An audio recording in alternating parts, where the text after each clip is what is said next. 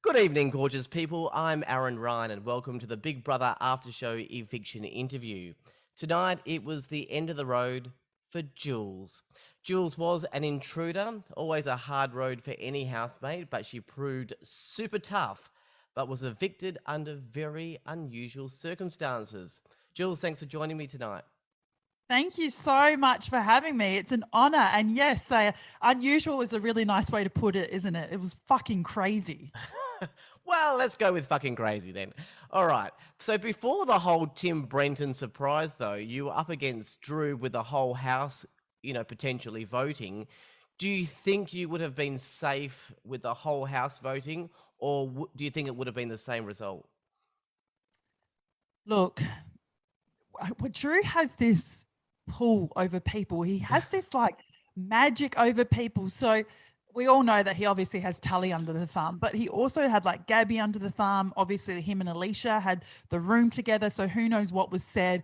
I think it would have been close, but ultimately, I think my fate was sealed as soon as the house noms went up. I think it's Drew's smile. I think it gets everybody, that little cheeky smile that he's got.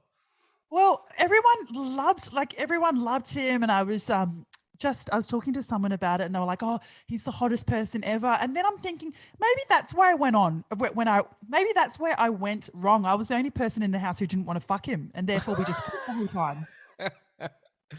Oh, maybe. When the surprise dropped, though, with Brenton and Tim having a single vote, were you feeling less or more confident at the time? Because I'm only going as a viewer. I just immediately thought that you were gone only for the fact that I did not think Tim would want to vote out Drew. Oh, I knew. You know what? As soon as Sonia held up the eviction and she said, "Oh wait," my heart sank, and I thought, if Tim Dormer has anything to do with Yeah. me and Drew and this eviction ceremony, just send the car immediately. Send the car immediately. I knew I was gone. I knew that Brenton wouldn't be able to stand up for Tim, but also like Brenton is a newbie and Drew essentially was a newbie as well. So unfortunately for me, it was probably like two of the worst people that could have been in that room. Absolutely. So how hard really is it to be an intruder? Did you have any confidence that you could win Big Brother, or did you always feel like you're on the back foot? Fuck no.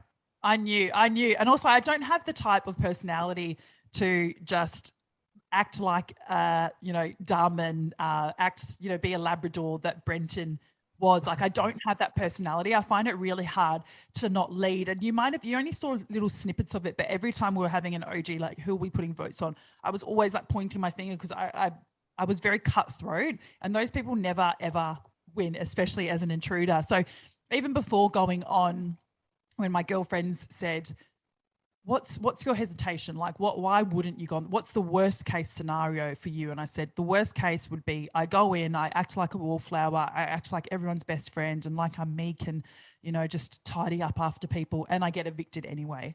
And then said, "Oh, Mm. babe, we'll just go in there and fuck shit up." So I didn't go in to win. So how do you go with it with a I guess a game play or plan? Is it important to pick an alliance quickly, or be a floater, or perhaps pretend to be a floater? I mean, what's the plan when you're an intruder? Oh my gosh. Well, the plan kind of went to shit, because as soon I went in there thinking I'm such a sucker for the underdog. Like, even though I'm Kiwi, I'm very Australian in that way. We love an underdog. We love a good, rising from the ashes story. So I walked in thinking I'm an average Joe. I'm with the newbies. And then the OGs were the only people who was just bundled me up with such love on that first night. Yes, there was ulterior motives, which I'm watching back upon now. So it kind of went to shit. And then unfortunately, you do quite literally make your bed in the OG camp. And my fate was sealed. Like, I was done for. And I think hindsight is a beautiful thing, because looking back on it now, it's like, oh, when you side with the OGs not being an alumni, you were never an OG. Oh yeah. Well, you got a bit of a look at a gameplay of another intruder, which was Brenton, and his initial plan was to play dumb. What did you think of his plan? Oh, I don't think that was a play, doll. I don't know if that was a play. I think poor Brenton, God, he's good to look at though. And I mean, Jesus, thank the Lord for that body. If Brenton and I have anything in common, it's thanking Jesus for Brenton's body. You know what? It works though, because those are the types of people that they will fly under the radar, and that they're kind and they're nice, but they don't ruffle feathers. It's those people that fly under the radar and then they accidentally win a game like Big Brother. So I respect the hustle. So what do you think of his plan, though, that when he decided he won a challenge and he put up Reggie, Dave and Estelle, which meant obviously that Dave left at the time. Super smart or a Big Brother suicide? I think, well, Reggie was always going to be used as the squeeze vote, but I guess it probably is a bit of a suicide move, because when you put two people up, one of them is always like one. If you put a power couple up, and essentially they were a power couple in their own weird way. Yeah. One of them is always going to survive, always, and be back for vengeance. So I guess it was a bit of a suicide move, but who knows? He's got the personality to go far. So. So how'd you go with all the drama in the house? Like Tim having falling outs with Drew, and also Dave and Drew having dramas with Estelle, and then Drew, Sam, Tully. In fact, Drew comes up a lot. Yeah. Well, I hated Drew. I hated him from the get-go. No, as soon as I was just spiked your mic then. Sorry. As soon as I walked in, he just wanted nothing to do with me, and we've openly said this. It didn't get shown, but when I had my head of house puppeteering, when I was able to do a lot of things, I was able to pour 3 buckets on people, and I poured them all on Drew. I made Drew sit out. And when I put him and Sam up, he took me aside to the garden and he says, "If I go tonight, I need to know why you hate me." And I said, "Do you really need to know why? You don't call me by my name. You just call me by the intruder. Every time I walk into a room, you walk out. You obviously don't respect me at all as a person. I'm just going to treat you exactly how you treat me, which is how I carry myself through life." And, and he just says, "Yeah, that all checks out." So we even had a drama. So if everyone's hating on Drew, that was good for my game, because everyone knew that we did not like each other. I didn't intentionally, though, having a go at Drew about all of the drama, but there was lots of drama in the house. I mean, what do you do? Is it hard not being too involved? Because, I mean, it also has an effect on the relationships you have with people at the house. Like, I mean, do you have to side with them, or do you just stay out of it? I mean, what do you do with all the drama? I was always siding with Estelle. Estelle's my ride or die. So, and I guess it's interesting because I almost think it came to my demise eventually. I mean, as soon as I went in there, as you would have seen Reggie and Tim gunning for me, because every time there was a fight, I would side with Estelle and say, "I don't like the way these people are treating you," or "Tim's fucking cooked," or blah, blah, blah is doing this. And I think essentially I wouldn't say it was breaking up the OGs, but the foundation wasn't as solid as they thought it was before I had entered. I kind of just pointed out to, with Estelle, I was like, "I can't put my finger on it. I just don't trust him. And I know you don't like hearing that because he's your friend on the outside, but I just don't trust him, babe." And, and then they started fighting. So, but what happens when all this is going on? Yeah, you would have seen it in a lot of shots. I'm quite literally in the middle of it for a lot of the shots because I'm always next to Estelle. So you kind of just have to back her in private, but there's no use you also barking up. And because I wasn't very supported in the house, if I was to do something like that, I'd be up the next day. I mean, I'm guessing you would have watched all of the episodes aside from tonight's eviction. A common theme from the evicted housemates is so much stuff is not seen on air, especially the connections people have with each other. What's the biggest thing you can tell me about what was not on air? What was not on air? But who cares about all the friendships you make? I don't want to watch a TV show about friendships. I want the backstabbing and I want the lying. Something that wasn't shown is I actually had a kiss in the spa. What? That's never going to be shown. Yeah, I got a kiss in the spa. Yeah, that's so much. I'm trying to guess. What was it? Reggie. Oh, I can't. Producers probably already hate me for telling you that much, but just let it be known. There was definitely a kiss in the spa. So much is left on the cutting room floor, but I think for someone who works in media, and you would understand, They have to have a good storyline. Like Mm. I don't want to be. I'm not watching anyone playing, holding hands and singing "Kumbaya." Like I want all the flipping and I want all the betrayal. So give it to me whole. So if that's going to make a good show, so be it. Well, I probably can guess your answer to this question then. Big Brother always has surprises. But what do you think of the evictions that do not like transpire into actual evictions? Like when Sam, she pulled that thing that cancelled the eviction, or Drew and Alicia went up to the mainframe. I was going to ask if that's super annoying or that's just part of the game, but I'm guessing you're going to say, well, that's part of the drama, I guess.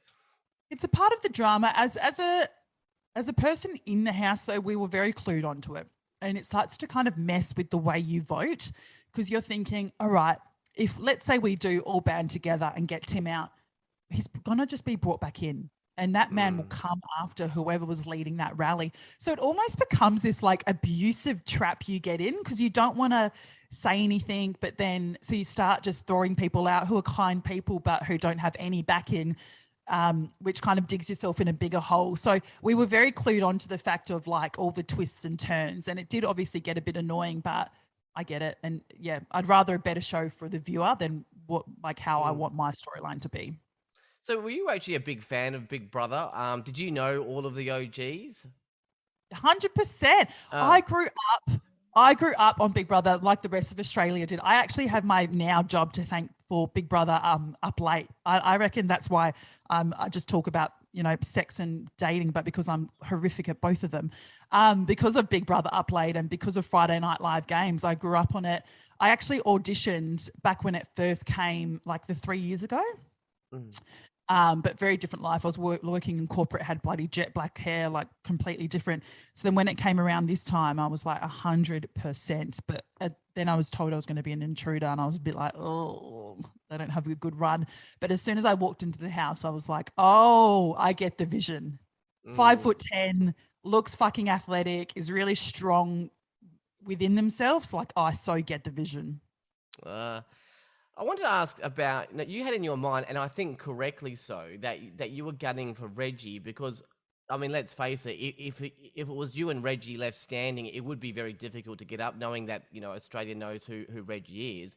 The Mhm. counter to that is that if you get rid of someone like Reggie, and you get to the end, the Australian public dislike you for getting rid of someone like Reggie. So it's a hard choice. Obviously, you went with trying to get rid of someone who you believe would beat you at the end. But is it a difficult choice though? Oh, 100%. And it was just done in retaliation. You would have seen that when I was in the closet and I was overhearing the conversation where I didn't realize they felt so passionately. I was none the wiser. I was probably a bit naive when I was in the closet and I was overhearing Tim and Reggie's conversation. And it was Reggie leading the charge, being like, an intruder has to go. I don't care which one it is. Get her out as well. I was a bit shocked. So then I kind of sat back and I thought, all right, if that's the way they're going to play it, I'm not taking this line down. I have to do something. So I just started planting the seeds in people's mind about what happens. Okay, let's say I go tonight, guys. What happens after tonight? Like when are you going to actually make that move? Because it's only going to get harder the Mm. longer that you guys stay in. And yes, it was probably too premature, but it was just done in retaliation. Let's get to the panic room. Seriously, you would have seen the other panic room episodes now. You're absolutely set up for failure. That laundry was just piling up more and more, and then they started dropping more stuff in. If you had have got close to winning that, they would have dropped in more laundry. I mean, the punishment was always going to play out. Now, I know you stopped for KFC, but I'm curious to know why people even bother. Seriously, why even pick up the iron? You've got no chance at all. I know, and I don't know if they show this or not, but Tully was really keen to get back out and keep doing her job. I was like, not a fucking chance. I am staying in this room. Like she wanted to keep. She was like, okay, let's have two mouthfuls and then we'll go back out. I was like, sis, give it up. The jig is up. We are losing this, and I'm happily about to lose this as well. Yeah, no, you're definitely set up for failure, and they're just going to keep throwing clothes down. And as my housemates will know, that was my worst fear was that room of doing all that ironing. You touched on this earlier, but big question, like the hindsight game. So knowing what you know now and everything and you've watched the episodes, what would you have done differently if you had a do-over? I probably wouldn't have sided with the OGs as hard. I probably would have tried to say, oh, but then, see, this is the thing. Because of my personality, what they don't show is how strategic I was. I'm very cutthroat. If you're dead weight, let's just get rid of you. Like, I don't care about anything else really. The only person who I truly cared about in that house was Estelle. So I think if I had my same mentality on the newbies side, the OGs would have gotten me out straight away. So it's hard to say what I would have done differently because obviously from above, you're like, well, duh, just be friends with the newbies. But because I was such a strong strategic player, the OGs would have gunned for me even harder. So in hindsight, what would I have done differently? Probably just made more secret alliances. I didn't realize how many deals underneath deals were going on. I probably would have just given, you know what? And I probably would have voted Gabby out and kept Alicia in. A quick game of choose a housemate, Jules. I've done this with all the other housemates. Who's the most genuine in the house? Estelle. Well, then counter that. Most non-genuine, like they might appear nice, but they could be lying to your face. Tim. Most you would like to connect with on the outside. I'm guessing that's Estelle. You know what? Johnson. Johnson. We're both South Sydney supporters. So, and we both love a chin wag and giving it a good nudge on a Saturday night. So probably Johnson. What about the newbie housemate that you think could go the furthest? Like probably Johnson or Alicia. Okay, interesting. Well, there was a bit of a theme with some of the housemates to start off with, but it's starting to change now. I mean, Taras was a big person everyone was saying early on, and then it sort of flicked to Johnson now, and now Alicia, and there we go. Who would you like to win Big Brother? Apart from Estelle, because that's a boring answer. I want to give you a good answer, hey? So that's who you're kissing in the spa. Oh yeah. I'll just say who I'm kissing in the spa. No, I want the him out immediately. Who do I want to win? I love a shark. I like people. So I want either Johnson or Alicia to win. I like people when I respect people that they're the person everyone goes to when they go, who are we voting for? I fucking hate those people who can't, who are told where to put those votes. Like, you shouldn't be playing. Get out of the game. I want a shark to win. Right. On a personal note, Jules, tell me about yourself, like what you do for, living career-wise and what you're up to at the moment. Yeah, I'm a podcaster full time. So I host and produce my own, which is called Good Bitch. I created Good Bitch in 2020 because I was so sick of listening to podcasts that were very dream, believe, achieve, just drink lemon water and all your dreams will come true and everything. And I was like, okay, that's nice, but where are my girls who are shopping at Aldi, who have gotten blackout drunk and accidentally slept with their ex-boyfriends? Like, where are those people? So we made Good Bitch to really appeal to the girls who are really just trying to be just that, just trying to be a fucking good bitch. Whether you're on Centrelink or you're killing it at your job, like, we're the people's girls. And then I'm a freelance podcast producer as well, apart from that. So where can people go? Is it goodbitch.com.au or something like that? www.goodbpodcast, but honestly, just Good Bitch Pod on TikTok and on the gram. And what about love? Are you in love or looking for love? What's on the love spectrum? Oh, I'm looking for love on every street corner, Aaron. I am always looking for love. I'm doing the 3 a.m. local sweep at my pub every Saturday. But no, I'm not in love at the moment. I don't know what to do with a boyfriend right now, but I'm open to, the applications are open. I'll take a max of four boyfriends at a time. I'm sure your DMs will start happening with, being on Big Brother. What's next for you? Just continuing on with the podcasting? Are you looking at any other opportunities? Yeah, just podcasting and just seeing where that takes me. I would love to create a dating show or something to do with dating. I think I need to help the girls of Sydney out a bit. But yeah, just desperately searching for love and getting too blind on the weekends. Beautiful. Jules, an intruder, it's always an uphill battle, but you gave it everything you had. Great in the challenges, great player, and just an all-round strong woman. It's awesome. The audience is looking forward to seeing you in the finale. So thank you for joining me, Jules. Thank you so much. I really appreciate it. And as we always say on this podcast, dream and believe, and drink lemon water and be happy. just Get on the white wines, doll. Get on the white wines. Just joking. That was Jules' 10th evicted from Big Brother 2022. That's it for tonight. Thank you for listening. I'm Aaron Ryan. I'll be back with the 11th eviction very soon. Good night.